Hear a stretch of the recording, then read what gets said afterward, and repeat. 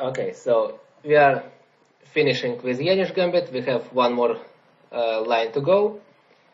E4, E5, knight F3, knight C6, bishop B5, F5, and white can play D3.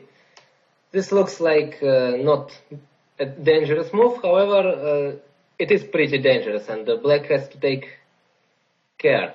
So first, he takes on E4, D takes E4, and plays knight F6. And now white has a bunch of moves.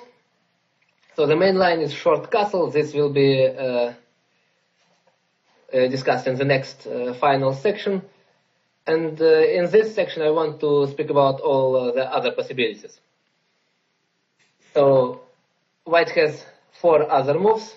We start with the first one, which is bishop G5.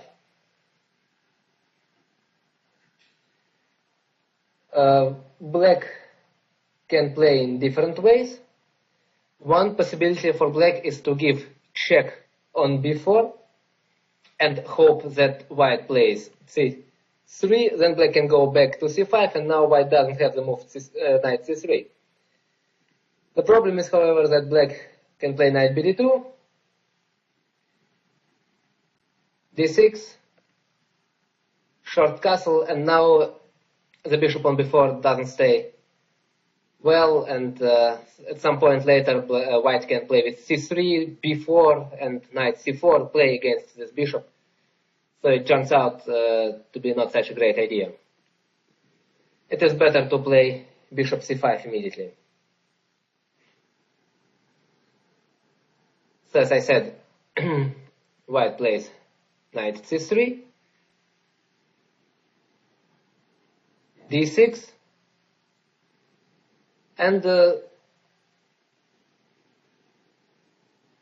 only thing why the move bishop g5 can be good is if white plays knight d5 or bishop takes f6. So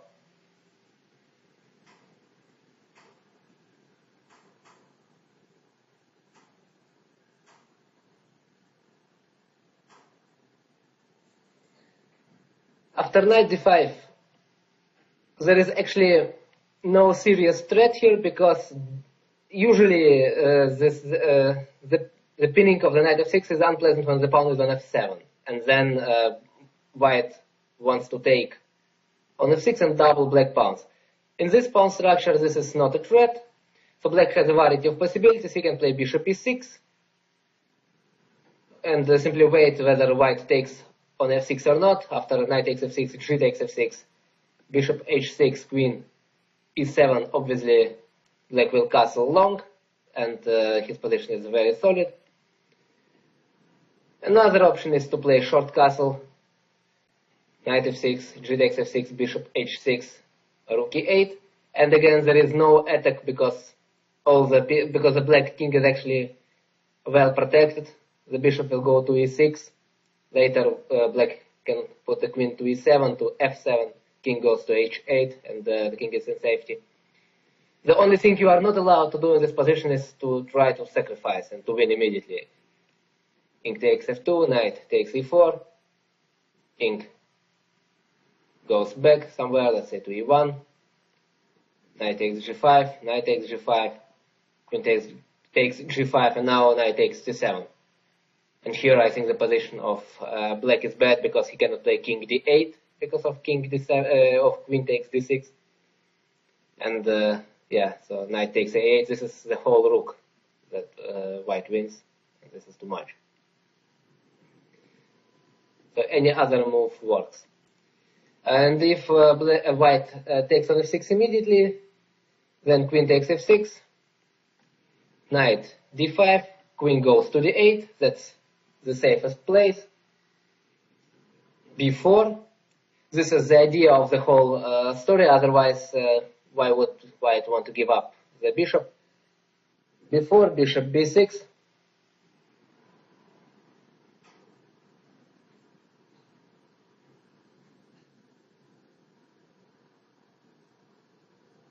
short castle. It turns out that after a4, black can simply play a6, and his position is not bad at all. Knight takes b6, c takes b6. Bishop hangs and pawn b4 hangs too, so bishop takes c6, b takes c6, and now there is no big problem for black, because if white castles short, he can simply play bishop g4, then short castle, and after all, the weakness of the pawn d6 is not that important, because after short castle, black always can play rook f6 and so on.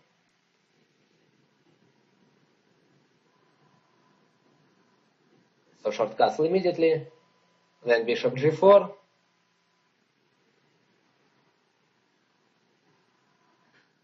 a4, and here black doesn't even need to play a6, he can simply castle short. And this is because now after a5, knight d4, bishop e2,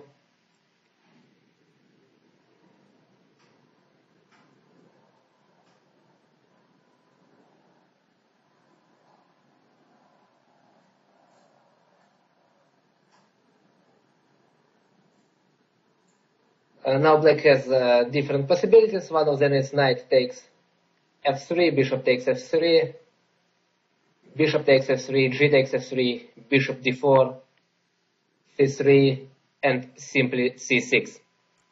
And whatever happens here, because of the weakness of the king, the position of black is good. So there is no way white can get to an advantage. So, and yes, this is actually everything about move bishop g5. So just remember that your counterplay is based on bishop g4. You don't need to be afraid that you might lose your bishop on b6. Alright. So now,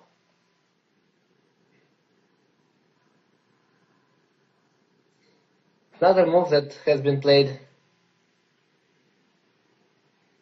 a couple of times is move queen d3. Again, if black has this possibility, if white doesn't do the principal moves, then developing bishop to c5 makes sense.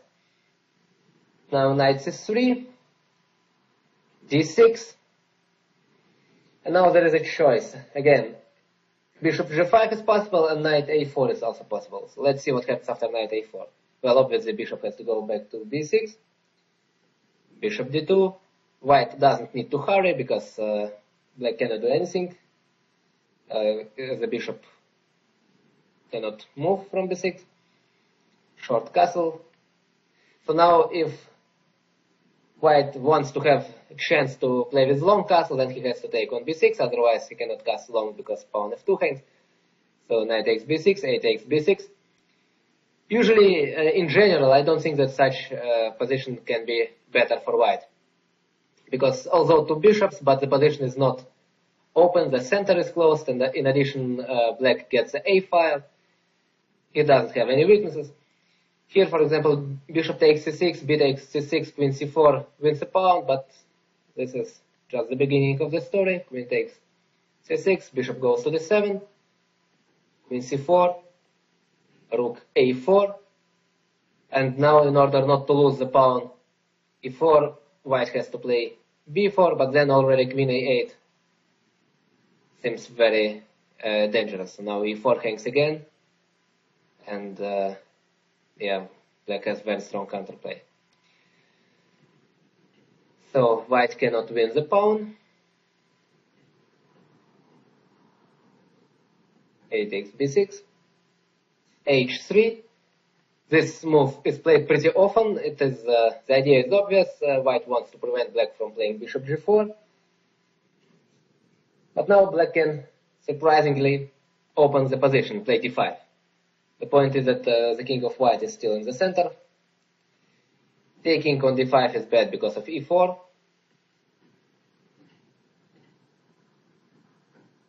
bishop g5, queen d6, bishop takes f6, queen takes f6, another small surprise, and it turns out that it is pretty difficult for white to find an acceptable way how to play. If he takes on d5, at least black has knight b4, queen has to go somewhere, and then there's bishop f5. In addition, what is also very strong is after e takes d5 is the move e4, queen takes e4, queen takes b2, attacking both the bishop b5 and rook a1. Finally, knight d4 is also very dangerous because white cannot take on d4. Queen takes f2, and black is better. So taking on d5 as a pawn doesn't work, and taking with the queen after bishop e6, and in the next move knight d4, probably black will have great compensation.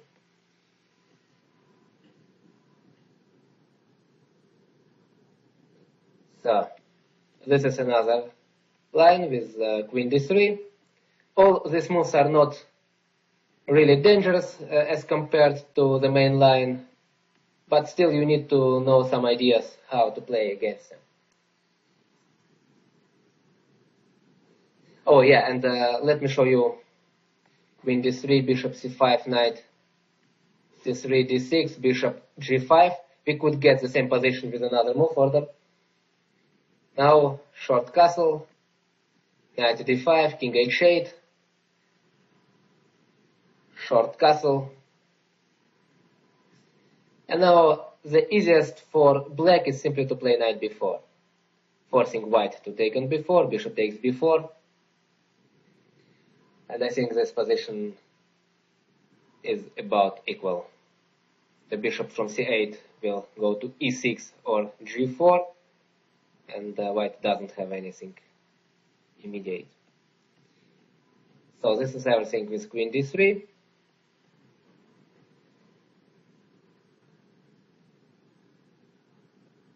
Now another move that is played sometimes is knight c3, but this move has a very important drawback. Here the bishop can go to b4 immediately, pinning the knight, attacking pawn e4. So white plays queen d3.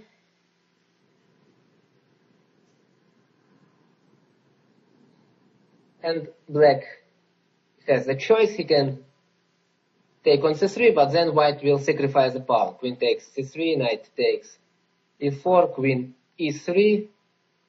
And after d5, knight takes e5, I think that white is better. So you don't need to hurry with taking on c3. Instead, black can play d6. Bishop g5 in this position. Well, the main move is short castle, but first let's see what bishop g5, bishop d7. This move is played pretty often. It avoids, so now there is no tactical tricks on c6, queen c4, and so on. Bishop c4, queen e7, black prepares long castle. Knight d2. So now white wants to play knight d5, so we simply give the bishop. Queen takes c3, h6. Bishop e3, knight g4. Here you can see we get the bishop back, and in the next move we will castle long, and yeah, black has absolutely nothing to worry about. The same story we have also after bishop h4, g5, bishop g3, knight h5. Again, in the next move, black can castle long, and he has wonderful square d4, and he can take on g3, play h5, h4.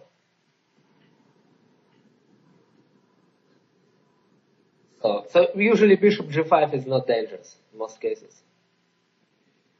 d6, short castle. Bishop takes c3. Well, the problem here is that white wants to play knight d5.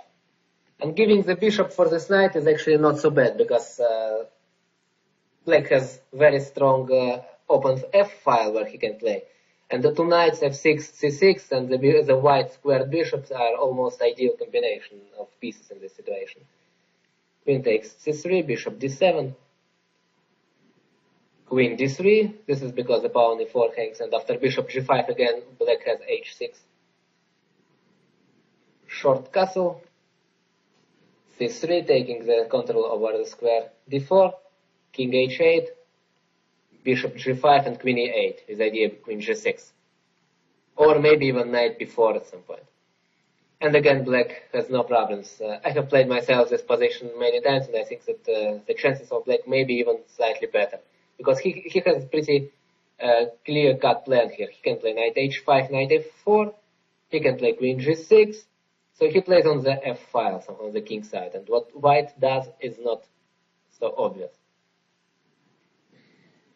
Alright, and the last alternative to the main line is the move bishop e3. So the idea is, here the idea is clear, white doesn't want to allow black to play bishop c5.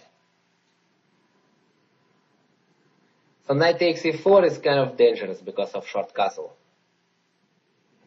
Bishop e7, bishop c4, knight f6, knight c3, controlling the square d5. This is not so clear. I don't really like this position. So you can play simple. Bishop b4 check, c3, and now bishop goes back to e7. So now white doesn't have the move knight c3. If white will castle short, then d6 and well, yeah, the move bishop c3 is not bishop e3. I'm sorry, is not good at all. So bishop doesn't do anything here.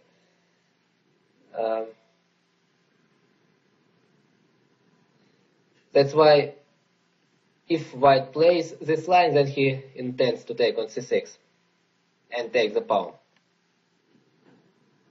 But here black plays bishop a6. This is a standard reaction. Pawn e4 hangs. Well, will hang at some point. Taking on e4 immediately was not good because of queen h5. Bishop a6. Knight d2. Rook b8.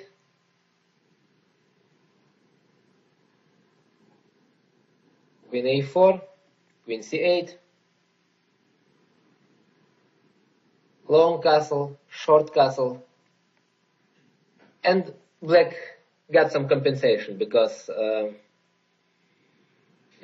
the open b file, because of two bishops, and the position of white king is slightly weakened. However, if you don't want to give up the pawn, you don't need to. You can play simply move d6, and then as in the main line that you will see in the next section, bishop e7 and so on. So here the position of black is very safe. Alright, so these were all the sidelines in move number 6. And in the next section, the final section, we will look how to play against variation with sixth short castle.